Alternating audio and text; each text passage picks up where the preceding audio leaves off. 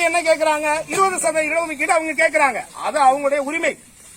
அந்த சமுதாய மக்களுடைய வளர்ச்சிக்காக அந்த சமுதாயத்துடைய தலைவர் வந்து கேட்கிறார்.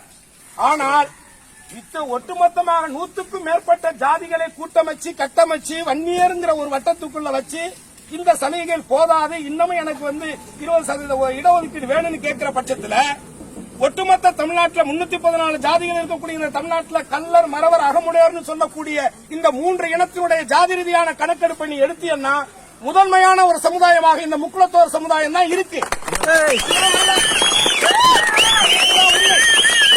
அப்படி இருக்கும் பொழுது நீ ஜாதி ரீதியான கணக்கெடுப்பை நடத்தும் பொழுது இந்த சமுதாயத்திற்கான 7% இடஒதுக்கீடு கொடுன்னு தான் நான் கேட்கிறேன்.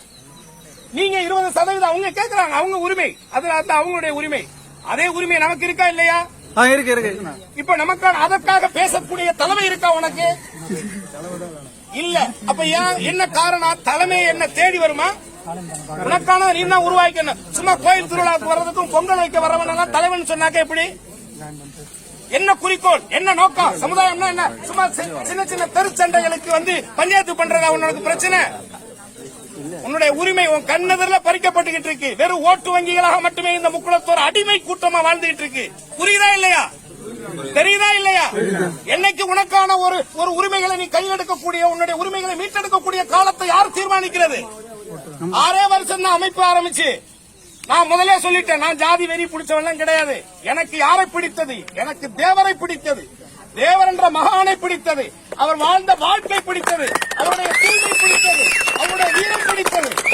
அவருடைய பொதுநல சிந்தனை பிடித்தது. எல்லோரையும் சமமாக மதித்த அந்த பெருந்தன்மை பிடித்தது. இந்த தேசத்திற்காக ஒட்டுமொத்த தன்னுடைய இன்னுயிரை மாய்த்துக் கொண்ட அந்த தியாகம் பிடித்தது. தன்னுடைய 34 கிராமங்களை இந்த தாழ்த்தப்பட்ட சமுதாயத்திற்கு கொடுத்த அந்த பெருந்தன்மை பிடித்தது. சமூக நீதியை வளர்த்த ஒரே தலைவரின் பசுமன் முத்துராமலிங்க தேவர் தான். ஆனால் இன்றைக்கு அவரை ஜாதி ரீதியாக இந்த சமூகம் பிரித்து பார்க்கிறது. யோசிச்சு பாருங்க. கூலித்தவன் யாருக்காக சண்டை போட்டாரு? ஜாதிக்காகவா சண்டை போட்டார்? வேலுநாச்சியார் யாருக்காக சண்டை போட்டாங்க? ஜாதிக்காகவா சண்டை போட்டாங்க? மருதுபாண்டியர்கள் யாருக்காக சண்டை போட்டாங்க? ஜாதிக்காகவா சண்டை போட்டாங்க? ஆனால் இன்றைக்கு அவர்கள் இந்த தேசத்திற்காக அவர்கள் இட்ட இந்த சண்டைகள் எல்லாம் இன்னைக்கு வந்து ஜாதி ரீதியாக பிரித்து பார்க்கக்கூடிய கொடுமை இந்த தமிழகத்தில் நடந்துகிட்டு இருக்கு. ஆக பிறைமலை கல்லர் சமுதாயத்திற்கும் மறவர் சமுதாயத்திற்கும் கிடைக்கக்கூடிய இந்த TNTங்கிற சலுகை தனி. அது இல்லாமல் அதே கல்லர் சமுதாயமாக தஞ்சாவூர் மாவட்டத்தில் இருக்கக்கூடியவர்கள் எதுல இருக்காங்க? BCல தான் இருக்காங்க. இதே அகமுடையார்கள் எங்க இருக்காங்க? BCல தான் இருக்காங்க. ஏன் அவங்க MBCல வந்தா என்ன? அவங்க வர்றதுனால ஒருத்தன் படிச்சுட்டு நாளைக்கு ஒரு வேலைக்கு போனா யாருக்கு கஷ்டம்?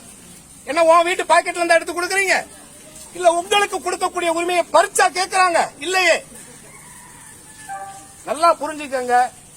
இந்த மாதிரியான காரியங்களை நாம வந்து இந்த மாதிரியான காரியங்களை நீ ஏதாவது பண்ணிட்டு போகணும், நீ பிறந்த இந்த இனத்துக்கு ஏதாவது பண்ணணும், இந்த மாதிரி அடுத்த தலைமுறைக்கு நீ ஏதாவது செய்யணும்னா இந்த மாதிரி யோசிங்க.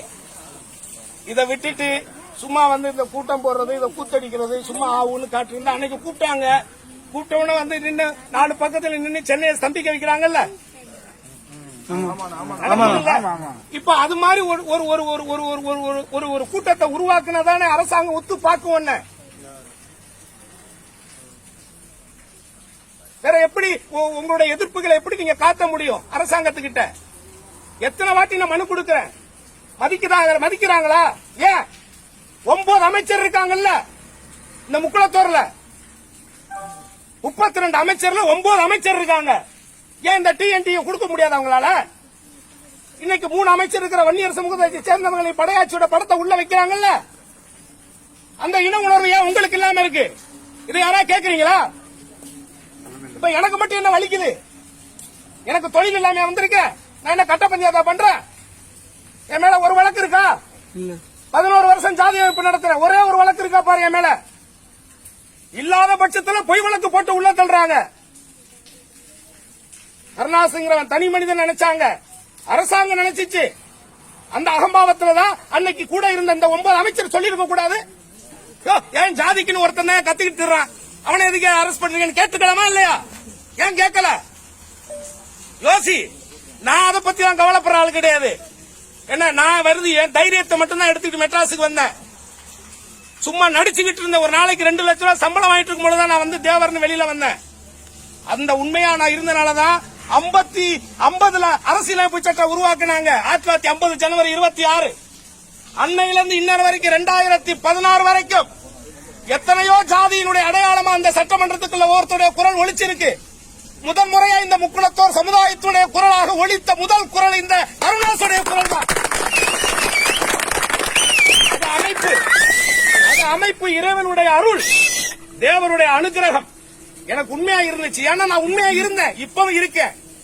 நான் உங்ககிட்ட 5 ரூபா 10 ரூபா வாங்கி திங்க வேண்டிய நிலைமையில நான் கிடையாது. 10 பேருக்கு கொடுக்கிற இடத்துலதான் என்ன தேவர் வச்சிருக்காரு. 11 வருஷமா இது வரைக்கும் ஒருத்தண்ட கூட 100 ரூபாய் டொனேஷன் வாங்காம அமைப்பு நடத்துறேன். இந்த வண்டி இன்னைக்கு போய் செக் பண்ணி பார். 3 வருஷம் இன்னும் முடியல. 2 லட்சம் கிலோமீட்டர் ஓடி இருக்கு.